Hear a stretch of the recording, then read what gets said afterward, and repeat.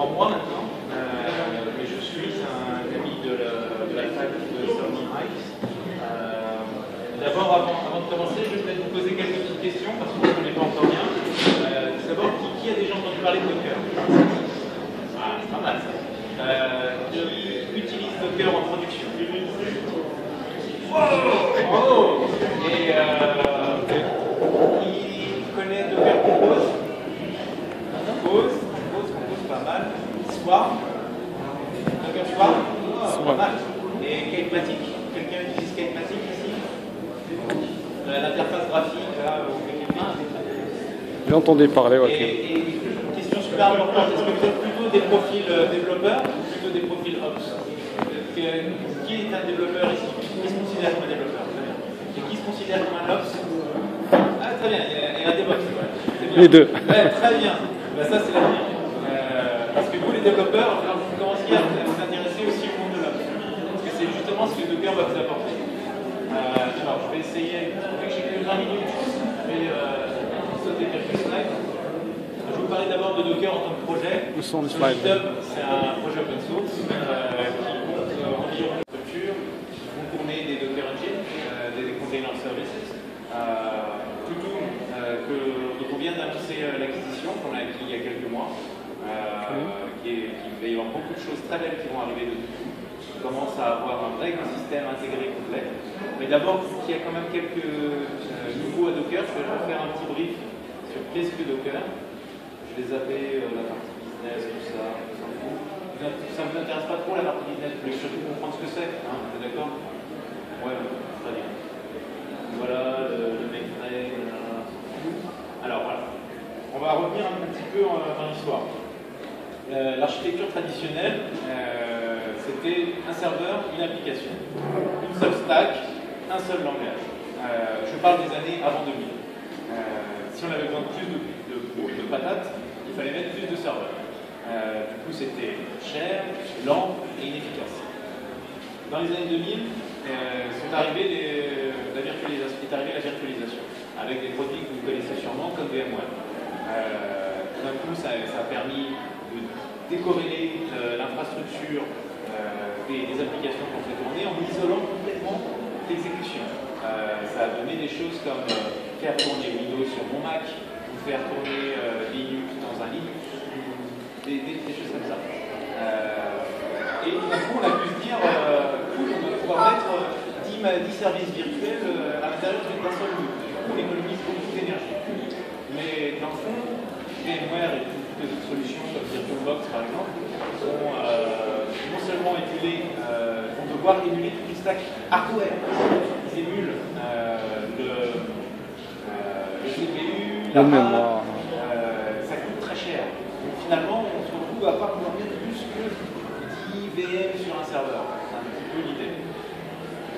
Et donc c'était déjà bien, ça a permis de lancer ce qu'on a appelé le cloud computing. Mais finalement, il y avait quelque chose d'un petit peu plus malin, qui consiste à prendre tous les avantages de la virtualisation sauf qu'au lieu d'émuler toute la stack hardware, on ne fait qu'émuler la stack software. Résultat, on a tous les avantages d'une VM, mais qui tourne localement sur le processeur. Alors, est-ce que tout le monde me suit bien là-dessus? Parce que ça, c'est un point de détail important. Le Docker, ça permet de faire semblant de faire de la virtualisation. C'est ça que ça fait. Et ça se fait à travers des tricks au niveau du kernel Linux. Il y a plein de noms compliqués là, mais dans le fond, ça se résume à 3 points importants, qui sont l'isolation des process, de façon à ce que chaque processus, chaque service plutôt, va pouvoir avoir le sentiment d'être isolé dans un seul espace donné. La virtualisation du file system, parce que si on veut faire croire à un OS qu'il est tout seul, il faut son /etc, son /usr et compagnie. Et enfin la virtualisation du réseau, pour permettre à chacun de ces containers de parler entre eux. Et là, on se retrouve avec quelque chose d'assez formidable, qui pour moi est une nouvelle brique dans l'informatique. Il ne s'agit pas juste d'un nouveau framework à la mode, parce que la place me fait un peu passer pour ça. Moi, ça m'a pris une semaine. Une semaine pour comprendre. Parce qu'à la base, c'était la technique de Paul Salmon, le fondateur. On a fait l'université ensemble à UTech. Et j'allais dormir chez lui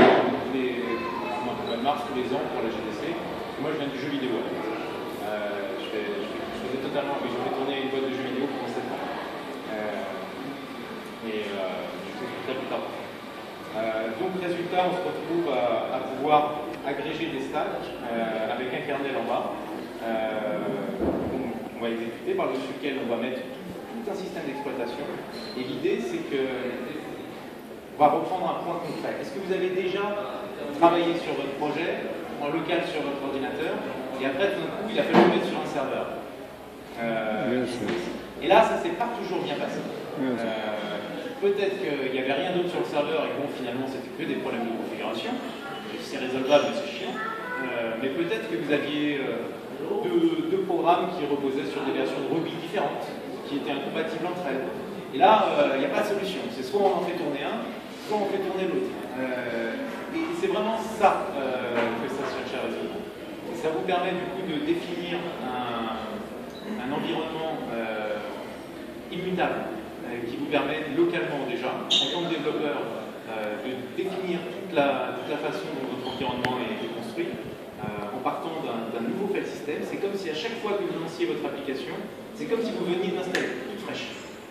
Et ça, c'est super cool, parce que je pense qu'après, avec vos trucs qui sont déjà en prod, vous devez avoir un autre problème qui est merde, il est en prod, il y a Roger qui a changé la conf machin, oh, je me souviens, il avait modifié des settings, là surtout je touche plus à rien parce que sinon je vais tout casser.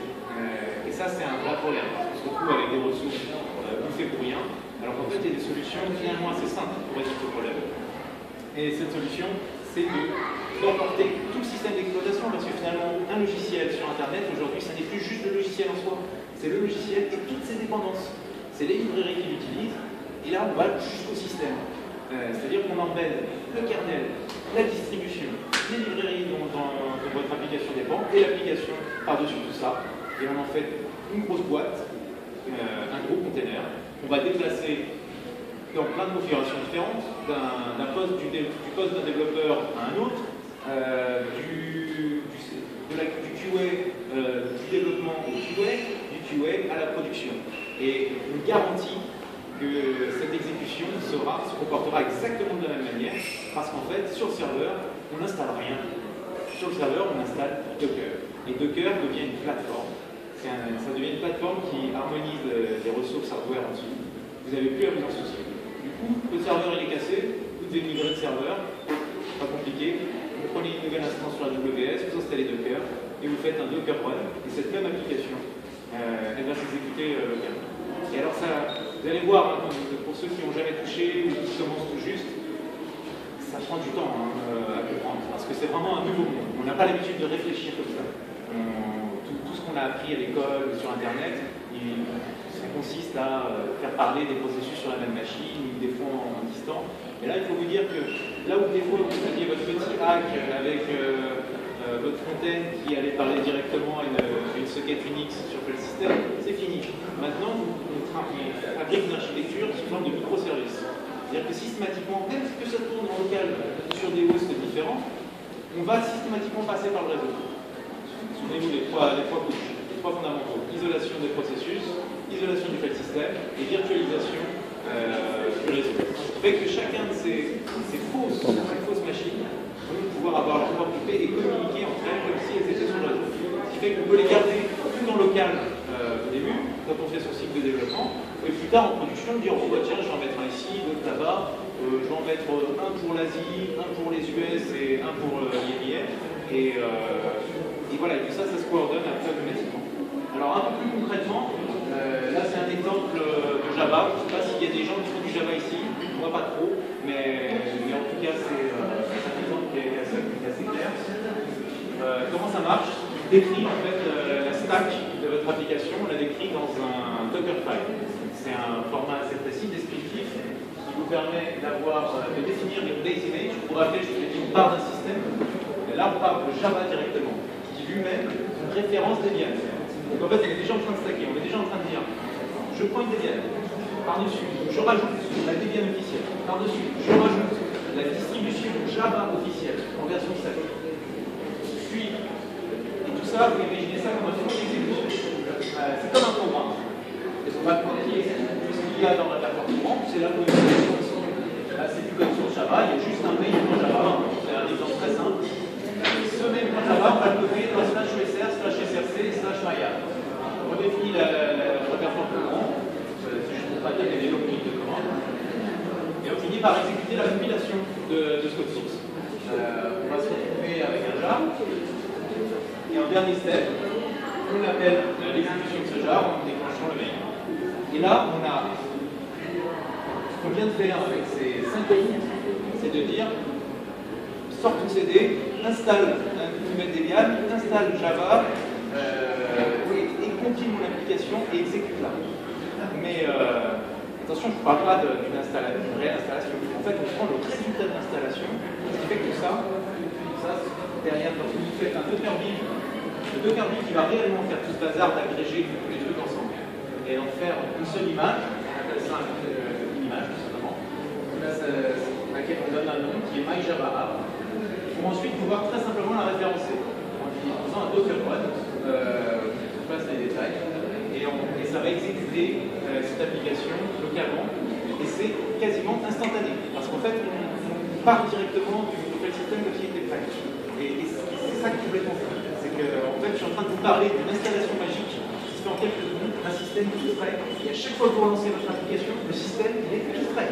Personne n'a rien touché. Momo qui avait bidouillé le fichier conf, s'il l'avait bidouillé, ça ne marchera pas la prochaine fois. Parce que la façon dont il faut le bidouiller, c'est de le rajouter ici. Si vous devez bidouiller des fichiers conf, vous le faites là-dedans, vous le décrivez une fois, et ça marche partout. Ça marche chez vous, chez vous, un peu partout. Ça a vraiment transformé l'informatique. Ça a créé une fraction complètement dingue, c'est ce qui fait qu'on a autant d'attention aujourd'hui.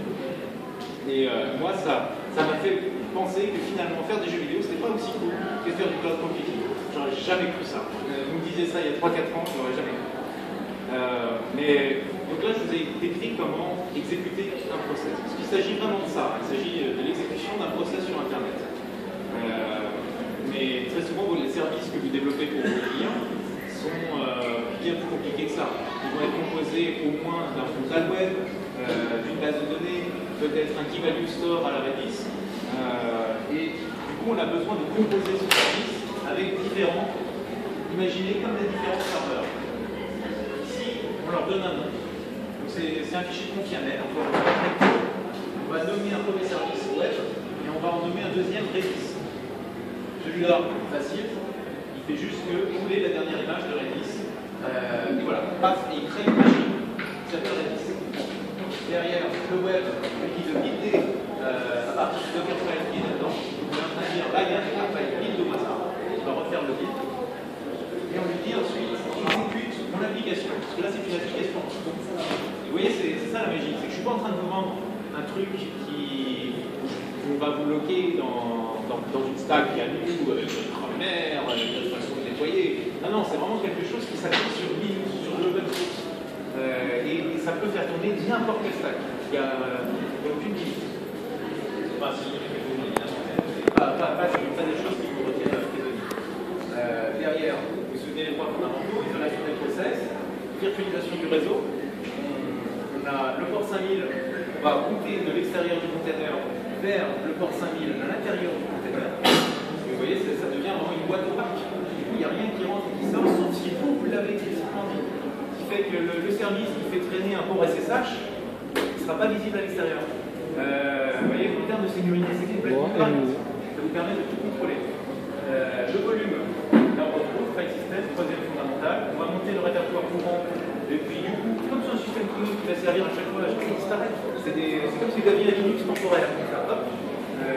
Et là, vous allez pouvoir le monter. Vous n'avez plus besoin d'aller dans le /SR, /SRC, /MyAPI, voilà, /code, voilà, ça règle. Et derrière, on va linker ce container avec Redis.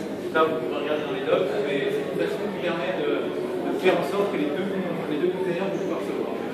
Et une fois que vous avez décrit votre service comme ça, tout ce qu'il vous reste à faire, c'est un Docker Compose Up travailler. Là, vous faites Docker Compose Up dans le répertoire courant, et là, ça va démarrer. Et attention, là, c'est un exemple très simple. Vous pouvez avoir une architecture extrêmement compliquée avec du load balancing, du Docker, du cache Redis, voilà, on s'en fout en fait. Ça n'a aucune importance. Ça va marcher de la même manière. Ensuite, on a Docker Machine qui va vous permettre de provisionner